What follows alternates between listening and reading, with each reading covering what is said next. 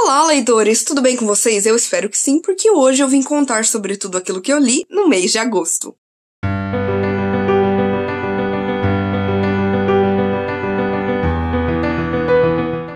Agosto foi um mês caótico. Engraçado que eu percebi agora que agosto do ano passado também foi, mas o que aconteceu, gente, foi que eu tive Covid, eu ainda estou me recuperando, por isso a minha voz está assim, me desculpem, mas teve muita coisa mental, emocional, física acontecendo na minha vida. E ainda assim eu consegui ler bastante esse mês, eu tenho muita coisa pra contar, então vamos lá.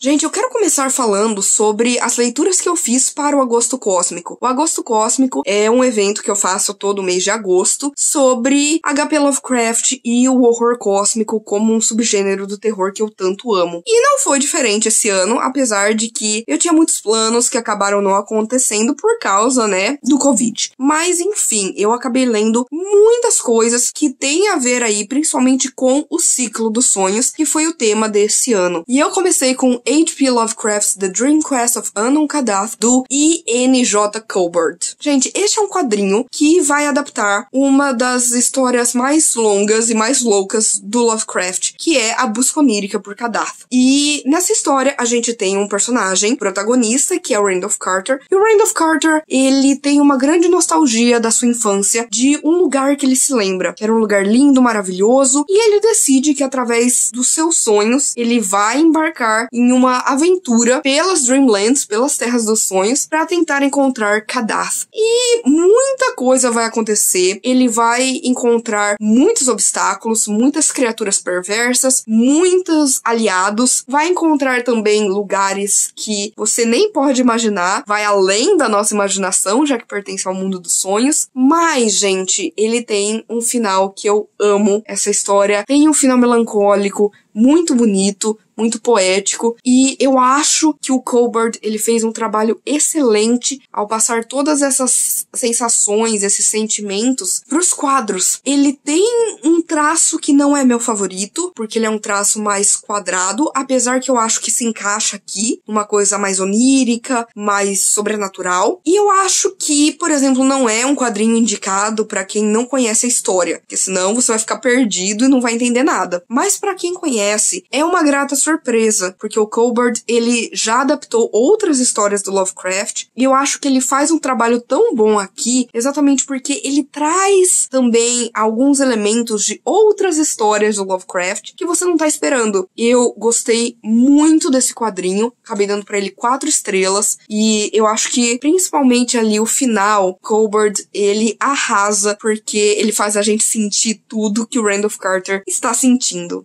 Também vou falar da primeira temporada de Lost Falls, do Kurt Pires. Gente, eu encontrei essa HQ por acaso, estava disponível no Kindle Unlimited, toda essa primeira temporada, como é chamada, esse primeiro volume, em que a gente vai conhecer o detetive Daniel Pynchon, que ele acorda num belo dia, do nada, sem saber como, em uma cidadezinha conhecida como Lost Falls. E, enquanto ele tá tentando entender o que tá acontecendo, como é que ele acordou ali, muitas coisas estranhas estão acontecendo nessa cidade. Como, por exemplo, o desaparecimento de vários adolescentes que estão sendo encontrados mortos de uma maneira terrível. E como se não bastasse isso, a gente tem essas corredeiras, por isso o título Lost Falls, que ficam ali no final dessa cidadezinha e que, através dela, existe um grupo de pesquisa que tá tentando entender o que tá acontecendo naquela cidade. A gente tem o detetive tentando analisar como ele chegou ali e porque ele não consegue sair dali, ao mesmo tempo em que ele tem um fantasma que o persegue, que ao mesmo tempo o ajuda nas suas investigações, e a questão desses adolescentes que talvez comecem a ser possuídos aí por uma criatura terrível. O que eu posso falar sem dar muito spoiler? Porque parece que eu dei muito spoiler aqui, mas não. Isso é o básico do básico. Eu gostei bastante da premissa. Ele é vendido,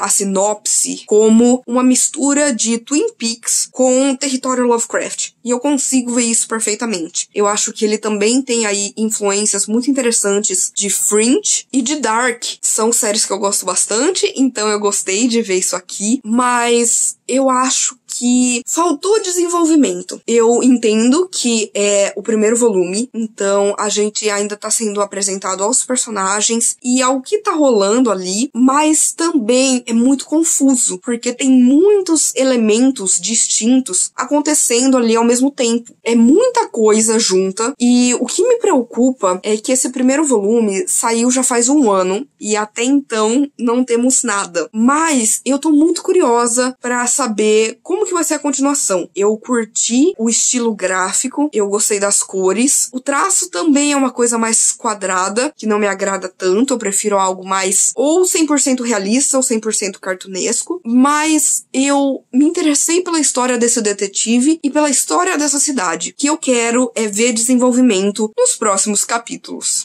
Também li finalmente o The Ballad of Black Tom, A Balada do Black Tom, do Victor LaValle. Gente, esse é um livro super curtinho, super rápido de se ler, que é um reconto de O Horror em Red Hook, que é aí uma das histórias mais racistas e xenofóbicas do H.P. Lovecraft. Só que aqui a gente vai ter ela do ponto de vista de um rapaz preto, que é o Tommy Tester. Tommy Tester, ele ganha vida e sustenta o seu pai, tocando guitarra muito mal e ao mesmo tempo roubando artefatos que tenham a ver aí com o ocultismo. Até que o caminho dele vai se cruzar com o do Robert Sweetnam, que é um grande ocultista que vive, né, no bairro de Red Hook, em Nova York, e a gente vai ver aí ele aprendendo um pouco mais a respeito de criaturas extradimensionais. Ao mesmo tempo, gente, tem uma parte dele que eu não gosto muito, que ele é dividido em duas partes. A primeira, focada no Tommy, e a segunda, focada no detetive Malone. O detetive Malone, ele é o protagonista do conto original do Lovecraft, e a gente tem ele aqui sendo da mesma maneira. Mas, ao mesmo tempo, que eu falo, ai, nossa, tem que lidar com esse detetive, que a gente vai ver que ele é racista, a gente vai ver que a polícia em si existe toda a questão da brutalidade policial, a gente vai ver toda a questão da segregação, a gente vai ver o que o Tommy tem que enfrentar dia após dia, sabe? As tragédias, as coisas que vão acontecendo na vida dele, e tudo porque ele é preto, por causa do racismo que tá ali presente diariamente. E a parte do Malone eu não gostei tanto, porque é uma coisa que eu já tinha visto, né, no conto original, mas aqui dá uma virada mais pro final que você entende por que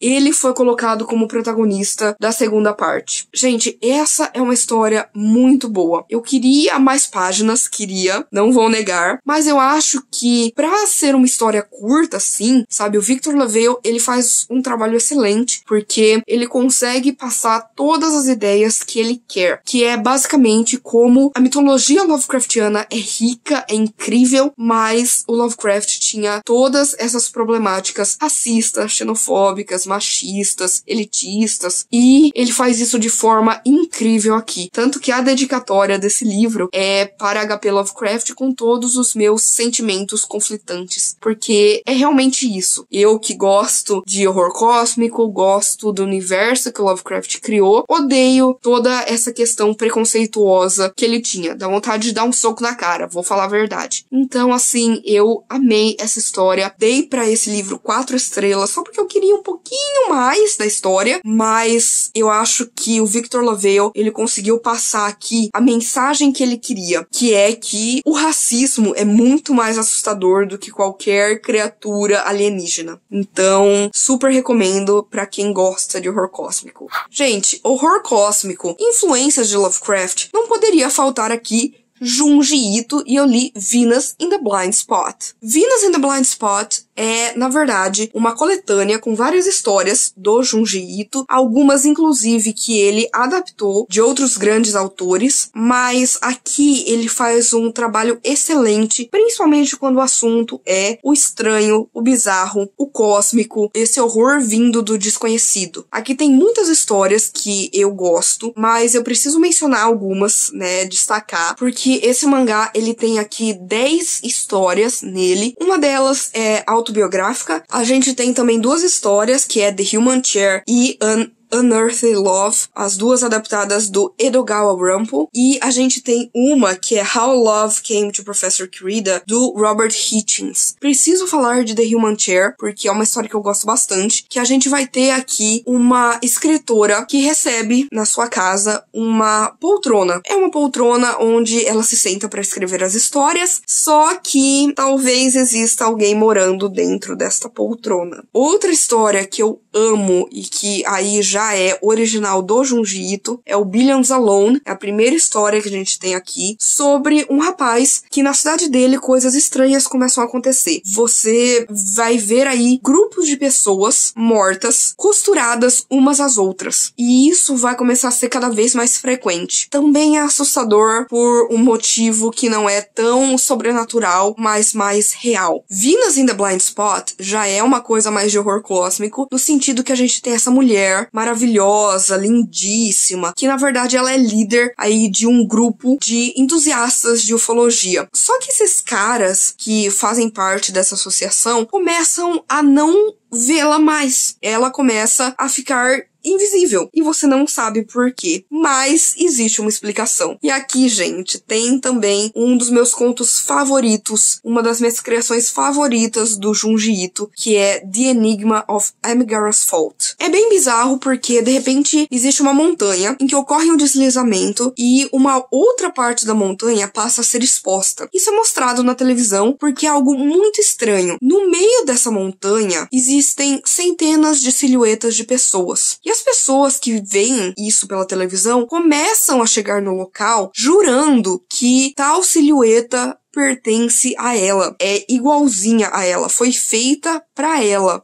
Então, ó, é tudo assim. E as pessoas começam a querer entrar dentro dessa montanha. Só que o que acontece é que não existe uma saída. Gente, aqui a gente vai ter uma coisa mais horror cósmico, porque a gente não sabe de onde isso tá vindo, o que tá acontecendo. Você não entende por que essas pessoas estão se sentindo assim tão compelidas a entrarem ali. Tudo isso é exatamente assustador. Sério, sensacional. Esse mangá em si, gente, eu gostei muito, muito, muito dele. Então, com certeza, tá aí mais uns 5 estrelas, mais uma coletânea lida e que eu me apaixonei, feita por ninguém mais, ninguém menos que o grande mestre do horror bizarro, Junji Ito. Por último, para o agosto cósmico, eu li Nameless, do Grant Morrison e do Chris Burham. Nameless é uma graphic novel sobre um homem chamado Nameless. Ele não tem nome, então chamam ele de Nameless. Em que há mais de uma década, ele presenciou um grande massacre. E desde então, ele começou a ter sonhos, que na verdade são pesadelos, com criaturas bizarras, que tem muito essa mistura de peixe, uma coisa meio a sombra de Innsmouth, do H.P. Lovecraft. Você tem muito dessa coisa das Dreamlands, do ciclo dos sonhos. E o que vai acontecer é que ele vai ser contratado para roubar uma chave, que também tem muito a ver, né, com a questão da chave de prata nas histórias de Lovecraft. E ele vai conseguir essa chave e ele vai descobrir que ele tá trabalhando para um grande bilionário que está aí querendo que ele participe de uma expedição até a Lua. E ele acaba indo junto com um grupo especializado, cada um tem ali a sua expertise, e ele é chamado porque existe um asteroide que tá para colidir com a Terra. E esse asteroide é nada mais nada menos que Xibalba. Na mitologia maia, Xibalba seria como um inferno, como uma prisão para criaturas e demônios. E ali, nesse asteroide Xibalba que tá vindo para a Terra, existe um símbolo muito estranho e é por isso que este homem, que conhece tanto de ocultismo, é chamado para fazer parte, né, deste grupo e ir até essa base lunar para destruir esse asteroide antes que ele chegue até a Terra, mas antes descobrir mais sobre o que esse asteroide está guardando. E como ele tem a chave, será que é uma boa abrir esse asteroide? Eu não sei o que eu tava esperando dessa história. Eu sempre ouvi que ela é 100% Lovecraftiana, mas eu tinha minhas dúvidas porque eu não tive experiências muito boas com o Grant Morrison até hoje. Só que aqui, gente, o cara, ele realmente é genial. Porque a gente vai tendo a história do Nameless em diversos momentos e você não sabe o que aconteceu, o que tá acontecendo, o que vai acontecer, o que que aconteceu na realidade, o que aconteceu em sonho, o que aquilo representa. Eu fiquei de queixo caído, gente, sério. Eu também não amei as ilustrações, mas eu amei as cores. Eu acho que são as cores exatas pra fazer assim saltar os seus olhos. Conforme eu fui lendo a história, no começo eu não tava entendendo nada, mas você vai ficando tão preso ali, querendo entender, e você vai compreendendo, sabe? Porque a história vai te dando uns rastros aqui, uns rastros ali. Foi sensacional. Eu acho que não é uma história pra todo mundo, porque ela é muito confusa, tanto que no final o Grant Morrison ele faz meio que um guia pra você entender página por página. É presunçoso? É. Mas é genial, porque aqui ele vai misturar diversas mitologias, conhecimentos dele de muitas mitologias, conhecimentos a respeito da mitologia Lovecraftiana, vai trazer inspirações de outros autores e artistas, também vai aí falar muito a respeito de questão de magia, já que o próprio Grant Morrison, ele conhece muito da magia do caos, então a gente vai ver muito isso, né, no Nameless, que é um ocultista, conhece muito a respeito de magia, mas com certeza, gente, eu não tava esperando amar tanto assim essa história. Eu dei pra ele 5 estrelas. Foi, com certeza, aí a melhor leitura que eu fiz do Agosto Cósmico, mas não de agosto.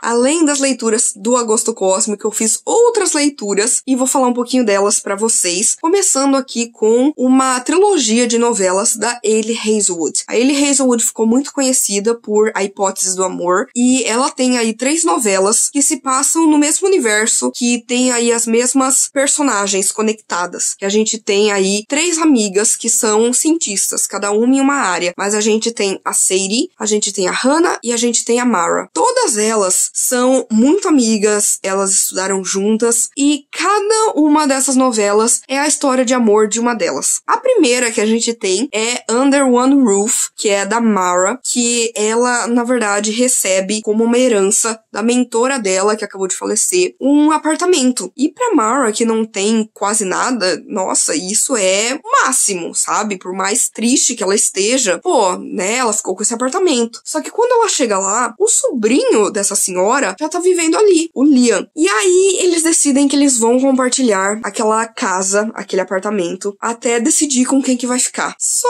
que aí eles vão se tornando amigos e vão se apaixonando. Eu gostei, achei que é uma premissa muito básica, é algo que é muito rápido, porque é uma novela, tem muitas poucas páginas, é rapidinho de ler. Eu não amei tanto assim, porque eu não me apeguei tanto a esses personagens, mas eu achei fofinho, eu gostei do desenvolvimento, eu gostei de como essa história termina, então eu gostei dessa primeira novela. Depois veio Stuck With You, que é a minha favorita das 3, gente. Que aqui a gente vai ter a Sadie, e a Sadie, ela trabalha em um escritório de engenharia, e o foco dela é questão de sustentabilidade. Antes dela fechar qualquer negócio, ela tem um ritual que ela precisa fazer, que é ir numa determinada padaria e comer um croissant. Só que bem naquele dia que ela tem um grande negócio, né, pra fechar, acontece que não tem mais croissant. O último acabou de ser vendido. Só que aí o rapaz que comprou ainda não comeu e decide dar pra ela esse croissant. Eles vão começar a conversar, eles vão descobrir que eles trabalham na mesma área, que eles têm um grande amor por futebol e vão vendo muitas coisas em comum e vão se apaixonando, vão saindo em encontros. Só que isso é uma visão de 3 semanas atrás. Aí a gente tem também o que tá acontecendo no presente, que é que os dois acabam ficando presos em um elevador. E um não está falando com o outro. E aí a gente vai descobrir por quê, o que aconteceu, o que deu errado. Assim, gente, esse de fato foi meu favorito. Ele é clichê, sim, todas essas histórias são clichês, mesmo que falem muito dessa questão mais acadêmica, de cientistas e tudo mais. São romances clichês, que tem muito dessa questão de se os personagens simplesmente dialogassem, muita coisa seria resolvida facilmente, mas eu gostei, gente. Esse livro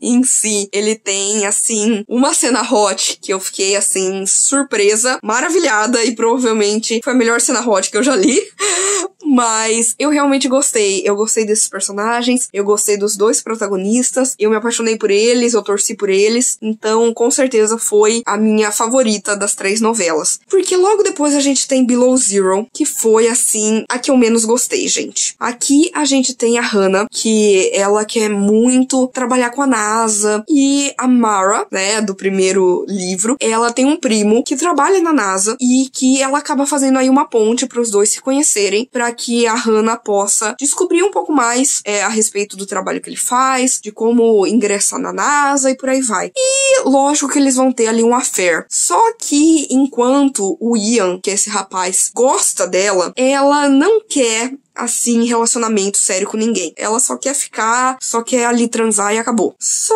que, lógico que os anos vão passar, ela vai ingressar na NASA e de repente eles estarão juntos em uma missão ali no meio do nada, no Ártico. Muitos sentimentos viram à tona. Eu não gostei tanto porque, primeiro que eu não me apeguei tanto aos personagens aqui, e segundo que a cena hot que tem aqui, aliás, tem duas, mas a segunda, gente, ela é tão cringe, mas tão cringe. Era pra ser algo erótico e no final você tá tipo, o que tá acontecendo? Mas assim, no geral, eu gostei, eu entendi que a Hayley Hazelwood, ela usa de uma fórmula pra fazer as suas histórias, esses romances mais clichês, mas eu também entendi que eu gosto disso, do romance contemporâneo que ela escreve. Eu tenho alguns probleminhas com ela na questão das cenas hot, que ela sempre coloca uma coisa, inclusive virou aí motivo de muita discussão, mas ela sempre coloca a mesma coisa e parece que é uma, sei lá, uma tara da autora. Não sei.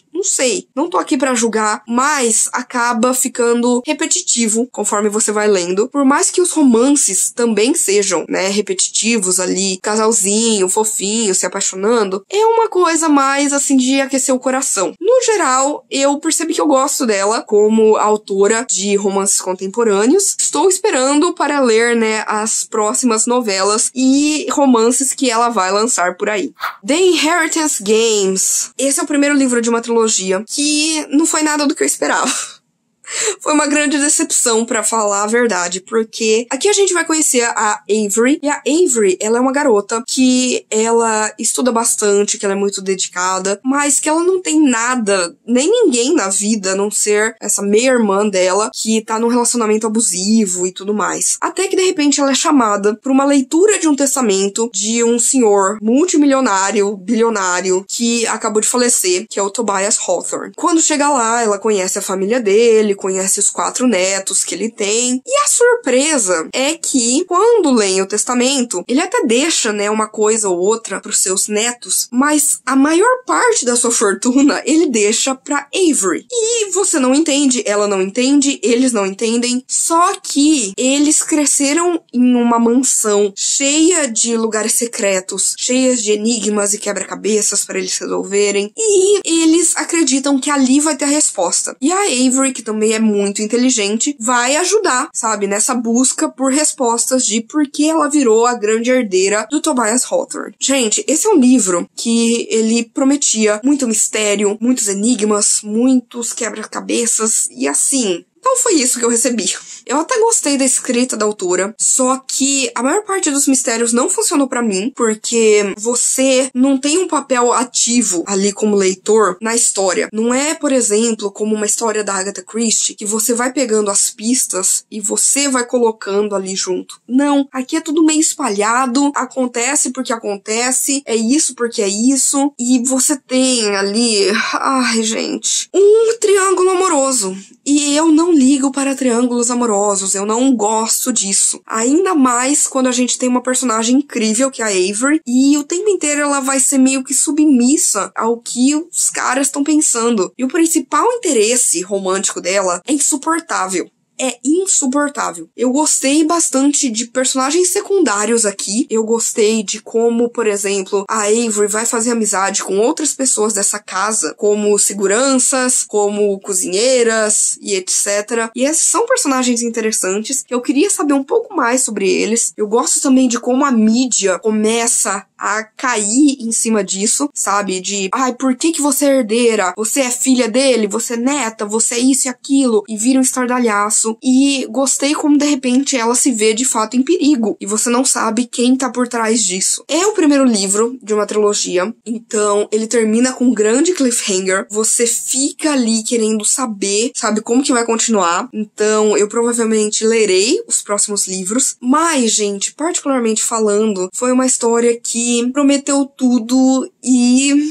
entregou muito pouco. Falando do 8º volume de Death Note, gente, esse 8º volume, mais uma vez, vou falar rapidinho porque não quero dar spoilers. Esse vídeo já tá gigante, né, gente? Vamos combinar. Aqui a gente vai ter bastante ação, bastante tensão, em que, né, o nosso protagonista, que também é o antagonista, que é o Light Yagami, que na verdade é o serial killer Kira, consegue matar as pessoas com o seu caderno da morte, só escrevendo o nome das pessoas. Ele vai ter o seu próprio caderno, tem um caderno que também está com a polícia japonesa, para onde ele trabalha, e tem um outro caderno que tá enterrado. E o que vai acontecer é que um grupo americano decide sequestrar Armando Light para conseguir o caderno que está com a polícia japonesa, já que o pai dele também é aí um dos integrantes, né, desse grupo de policiais. Tem muita tensão, você não sabe exatamente se vai acontecer essa troca, se não vai acontecer, mas aqui a gente vai ter basicamente dois personagens que estão tentando pegar o Kira com estratégias diferentes. Um deles é o Nier e o outro é o Melo. E os dois estão ali, né, nos Estados Unidos, mas enquanto um tá trabalhando com o FBI e com o governo, o outro tá fazendo as coisas assim mais obscuras, com gangues e tudo mais. O que acontece aqui, gente, é que eu gostei desse clima de tensão, que eu tava sentindo falta, dessa coisa mais com muita ação, mais dinâmica de você não saber o que vai acontecer, das coisas começarem a dar errado, sabe? Tem todo um plano traçado e aí as coisas vão mudando. Mas o que tá me incomodando é o autor tentar repetir a mesma fórmula de antes. Porque no volume anterior, a gente teve uma quebra muito grande do que estava acontecendo na história. A gente tem um salto temporal. Quando chega aqui e o autor ele tenta recriar uma determinada coisa de gato e rato do Light com esses personagens, não dá tão certo quanto o que a gente tinha antes. Então, assim, eu tô acompanhando, tô curtindo, gosto muito das ilustrações, eu sempre enalteço aqui as ilustrações, porque eu acho que o Obata faz é incrível, sabe? Que ele consegue trazer toda uma fluidez pro enredo, mas no momento eu tô meio assim exatamente com o autor, eu não sei como é que ele vai fazer essa história funcionar agora, depois de tudo que aconteceu e que ele resolveu modificar. Não foi um mangá que eu amei, mas também não foi um mangá que eu odiei.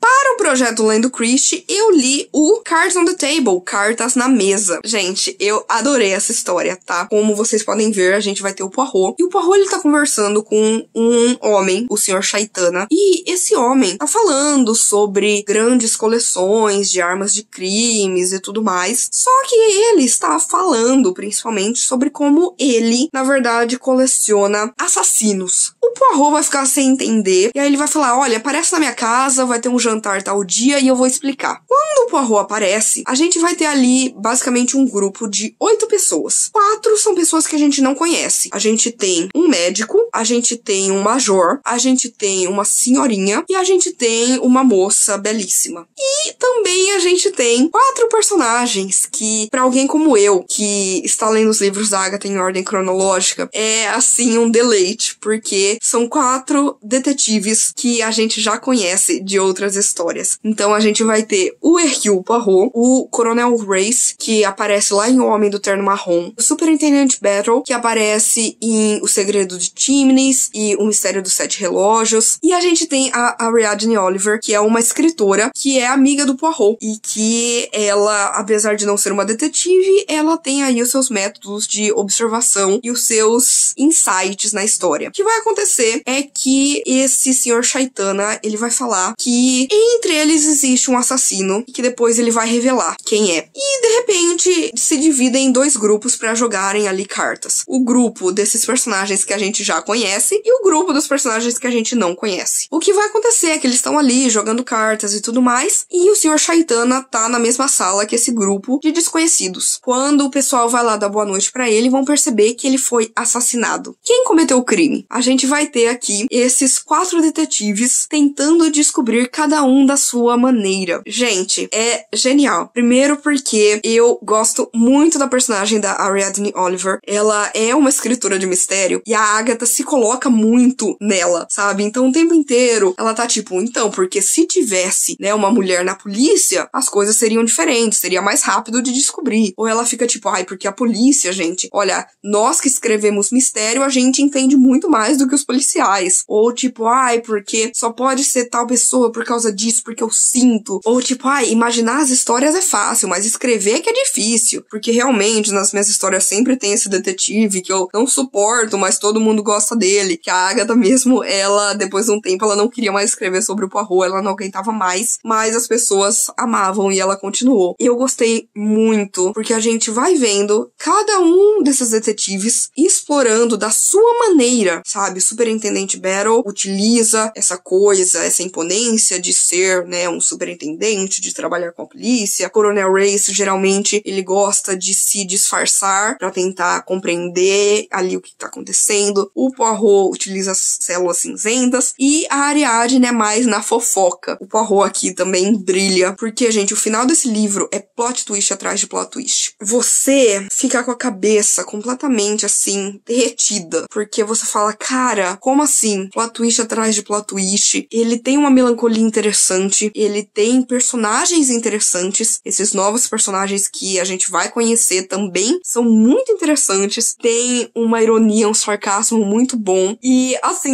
no geral, gente, eu me diverti muito com essa história, eu fui feita de trouxa muitas vezes, realmente, eu gostei muito, acabei dando 4,5 estrelas para Cartas na Mesa. E o melhor livro que eu li em agosto, gente, e o melhor livro que eu li esse ano até agora, surpreendendo muita gente, é um livro de não ficção, porque eu não costumo ler não ficção, mas eu li aqui o In the Dream House, a Memoir, ou Na Casa dos Sonhos, da Carmen Maria Machado. Gente, esse livro, ele é uma autobiografia da Carmen Maria Machado, em que ela vai falar muito sobre a sua vida, sobre as suas experiências, sobre os seus traumas, sobre as suas questões, mas ela vai falar principalmente sobre um tabu dentro e fora da comunidade LGBTQIA+, que é você estar em um relacionamento abusivo com alguém do mesmo gênero. E foi o que ela passou. Esse é o ponto principal aqui de In the Dream House. E In the Dream House significa basicamente essa casa dos sonhos. Essa casa que ela dividia com essa mulher, os sonhos que ela tinha, o que elas foram construindo, o que ela imaginava para o futuro e como isso foi se despedaçando. E ao mesmo tempo em que é uma autobiografia, ela é contada de uma maneira muito diferente. Por quê? Porque a gente tem capítulos muito curtos, em que, por exemplo, aqui ó, ela vai falar a Casa dos Sonhos como uma alta fantasia, ou a Casa dos Sonhos como a arma de Chekhov,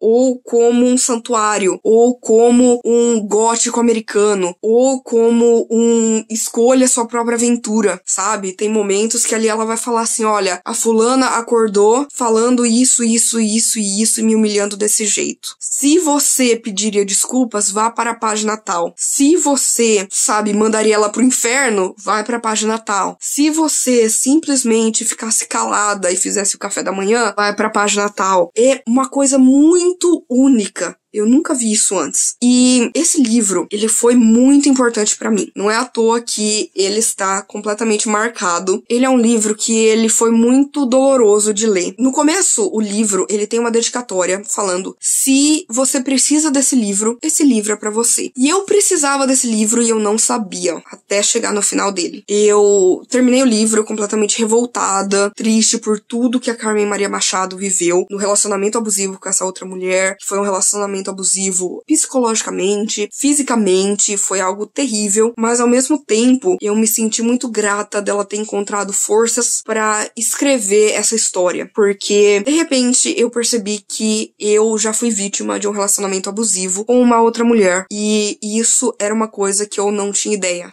aqui você vai vendo como a manipulação acontece, como existem diversos tipos de abuso, como quando você para pra pensar o tanto de gente que você conhece que já esteve em relacionamento abusivo, e principalmente essa descoberta que eu tive de perceber que eu adquiri sim comportamentos tóxicos, ser extremamente combativa, tá sempre com a guarda levantada, sempre achando que algo vai me machucar, tentando machucar outra pessoa pra ela ver o quanto ela tá me machucando, e isso tudo surgiu desse relacionamento. E isso afetou tudo que veio depois. E de repente voltou tudo, sabe? Os traumas, as coisas que eu vivi, eu me peguei chorando por essa ferida que tava aberta há tanto tempo e que eu não tinha um nome pra dar pra ela. E foi muito, muito doloroso. É que nem fala no livro, sabe? O abusador, ele não é, um maníaco rindo, hahaha. Não, é uma pessoa que ela acha que ela tem poder sobre você e ela vai exercer esse poder. Ela quer tudo e todos ao seu redor, do seu jeito, do seu modo. Não importa quem se machuque no meio do caminho. Então, eu amei esse livro, gente. Eu amei. Foi um livro extremamente necessário, tocante, doloroso e que é um livro que eu recomendo para as pessoas, lógico. Tem muitos gatilhos. A gente tem gatilhos de pensamentos suicidas, a gente tem de abuso físico, abuso psicológico, questões de autoimagem, mas eu realmente recomendo esse livro porque ele me fez aceitar uma verdade terrível, que eu não precisava ter passado por isso, outras pessoas não precisavam ter passado por isso, ninguém merece estar em um relacionamento abusivo, mas aceitar que isso aconteceu é o meu primeiro passo para uma jornada de cura, sabe? E para falar para vocês prestarem atenção nos sinais vermelhos que aquela pessoa que tá do seu lado tá jogando, ouvir as outras pessoas, o que elas têm a dizer, o que elas acham desse relacionamento, porque estando de fora é muito mais fácil ver o que está acontecendo. Nossa, esse foi um livro extremamente importante pra mim. Eu acho que ele pode ajudar muita gente, como me ajudou. Ele vai abrir feridas, ele vai fechar feridas. Então, a melhor leitura que eu fiz, 5 estrelas, favoritado. Eu acho que, inclusive, é o melhor livro de não ficção que eu já li na vida, Na Casa dos Sonhos, da Carmen Maria Machado. E é isso, gente. Eu espero que vocês tenham gostado deste vídeo, nada curto, mas espero que vocês tenham assistido até o fim, tá? Por favor. E se você quiser continuar conversando comigo a respeito de literatura ou qualquer outra coisa, não deixe de me contatar nas minhas outras redes sociais. Por favor, curta esse vídeo, porque isso ajuda demais o meu trabalho, faz com que esse vídeo chegue a mais pessoas. Compartilhe com seus amigos, comente aqui embaixo qual a melhor leitura que você fez no mês de agosto. E, por favor, se inscreva no canal Livro em Livro se você ainda não é inscrito. E aproveite para ativar as notificações, ative o sininho, porque toda sexta e domingo tem conteúdo novo por aqui. Então a gente se vê no vídeo que vem.